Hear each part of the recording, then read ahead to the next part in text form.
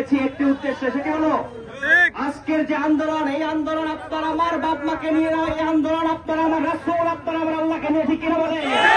আমাদের মুসলমান, আমাদের দাবি একটাই, আমরা কোন রাজনৈতিক স্বার্থের মধ্যে এখানে লড়তে আসি নাই। আমরা এসেছি আমাদের ঈমান রক্ষার্থে, আল্লাহর জমিনে আল্লাহর বিধানকে যেন কায়েম করা হয়, যেন। ঠিক কিনা বলে?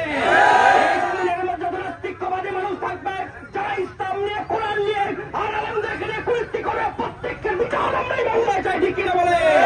নাস্তিকবাদী কোন বিধান, নাস্তিকতা নিয়ে মুসলমানের এই দেশের মধ্যে 92% মুসলমানের এই দেশে মুসলিম পরিচয় তারা থাকার কোন যোগ্যতা নাই। ঠিক কিনা বলে?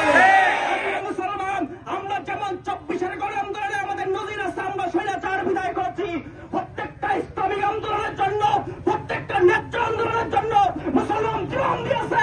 আরেকটি বারের জন্য হলো আল্লাহ রাসূলের জন্য জীবন দিতে আমরা এক বিন্দু পরিমাণ দ্বিধাবোধ করবো না। ঠিক কিনা বলে? আমরা মুসলমান দলীয় মতভেদ ভুলে গিয়ে আমরা দলীয় কোনো পার্থক্য চাই না। আমরা মুসলমান পরিচয়ে ঈমান রক্ষার্থে, আমরা মুসলমান পরিচয়ে ঈমান রক্ষার্থে প্রত্যেক নাস্তিকদের বিরুদ্ধে আমরা মুসলমান কাঁধে কাঁধ মিলে এক কাঁধে থাকতে চাই। ঠিক কিনা বলে? সংগ্রাম করতে গেলে আমাদেরকে যদি নাস্তিকতার বিরুদ্ধে থাকার জন্য জেলে যেতে হয়, রিমান্ডে যেতে হয়, ফাঁসির মঞ্চে যেতে হয়, আমরা মুসলমান ঈমানের জন্য আমরা ফাঁসিকেও পরোয়া করে চলবো না। ঠিক কিনা বলে? যদি আমাদেরকে আরেকটি বারের জন্য আমাদের প্রত্যেক মানুষকে